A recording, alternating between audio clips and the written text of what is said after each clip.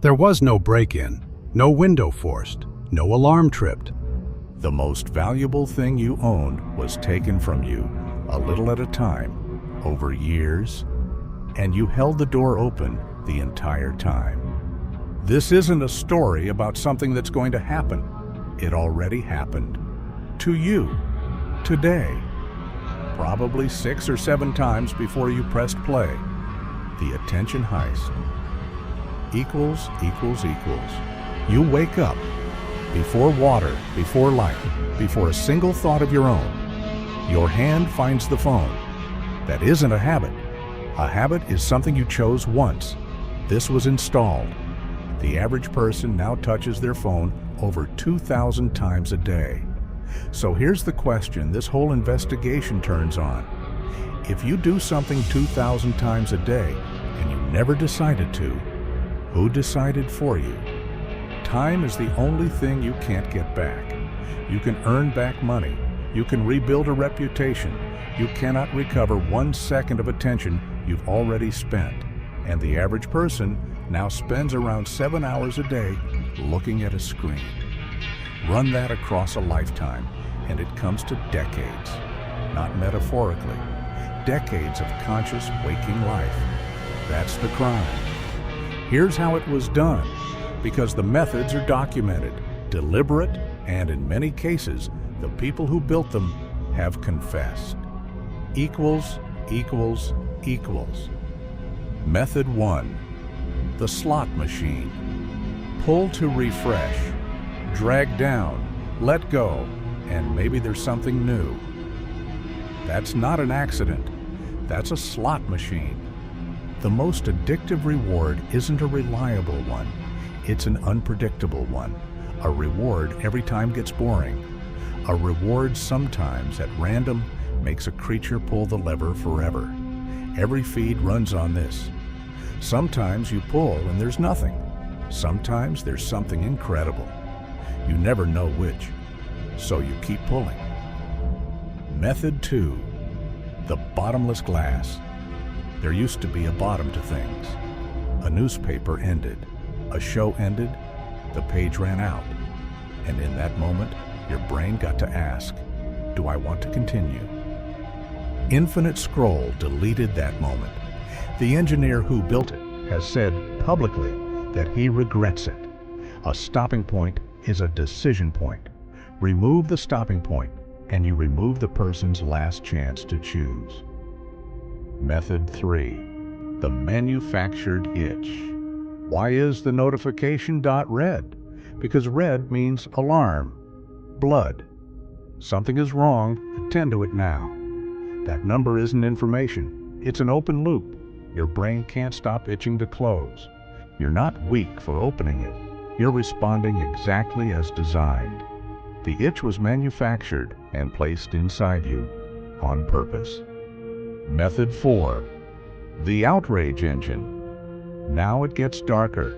We don't share what's true. We share what makes us feel something. And the feeling that travels furthest, fastest, is outrage. The algorithm was never told to divide us. It was told to maximize engagement. It noticed that an angry you stays longer than a peaceful you, and it optimized accordingly. The machine doesn't hate you. It's indifferent to you. That's worse. Method 5. The mirror that lies. The quietest method, and maybe the cruelest. The feed shows you everyone else's edited, filtered, posed best moment, then sets it beside your real, ordinary Tuesday, hundreds of times a day. You're comparing your behind the scenes to everyone else's trailer, and the part of your brain that measures your standing in the tribe can't tell the trailer is fake. So it concludes, quietly, every day, that you're falling behind, which sends you back to the feed for relief, which shows you more trailers. It's the only product in history engineered to create the exact ache it pretends to soothe. Equals. Did they know? The uncomfortable answer is yes, and many have said so out loud. An early president of one of the largest platforms admitted on stage that they built it by asking one question: how do we consume as much of your time and attention as possible? The answer, he said, was a little dopamine hit every so often. He said they knew what they were doing, and the people who design these systems don't let their own kids use them. Screen-free schools, grayscale phones, no devices at night. The dealers don't get high on their own supply. But here's the cold heart of it. It isn't mostly malice. It's a business model. The product is free, which means you are not the customer. Your attention is the product. It's harvested from you and sold to advertisers, and the whole machine is optimized ruthlessly to harvest more. When the product is free, you are not the customer. You are the thing being sold. Equals, equals, equals. Total of what was taken. You lost depth, the ability to sit with one thing long enough for it to mean something.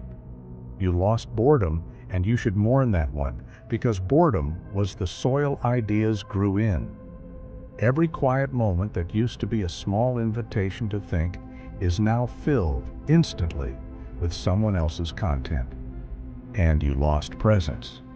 Every moment you were in a room with people you love, but mentally somewhere else, pulled away by a glowing rectangle. Those don't come back. Here's the cruelest part of the math. The thief didn't even want what it took. It melts your 7 hours down into fractions of a cent in ad revenue. Your one and only life converted into the cheapest currency there is. So, delete everything? Move to a cabin? No, not realistic. Not the point. A heist only works while the victim doesn't know it's happening. The most powerful thing you can do is what you're doing right now, seeing the mechanism. Once you can see the slot machine, the bottomless glass, the red dot, the outrage engine, the lying mirror, they lose most of their power. You can't unsee them. Turn off every notification that isn't a real human being. Put a stopping point back in your day.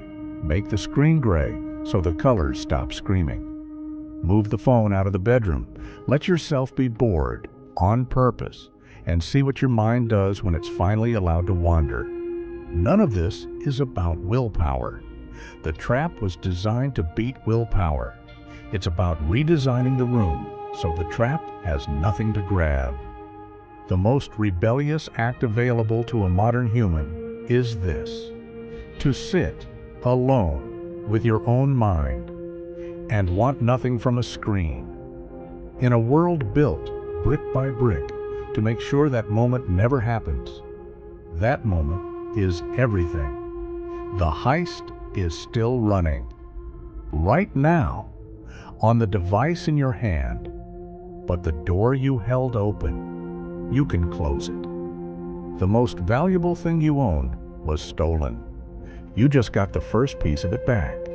You spent the last 10 minutes thinking instead of scrolling. The question is what you do in the next 10.